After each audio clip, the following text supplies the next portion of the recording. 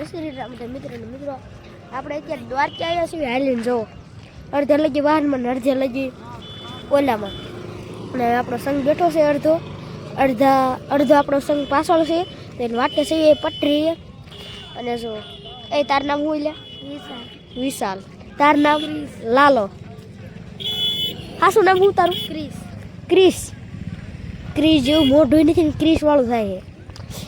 તો મિત્રો આ રેલની પટરી છે તો હમણાં રેલગાડી નીકળી જાય તો લાસ્ટ ટાઈમ બ્લોગમાં રહી ગયો તો ત્યાં કાનુલો એવું કાંઈક હાથ પાડે છે તો મિત્રો અમે અત્યારે દ્વારકા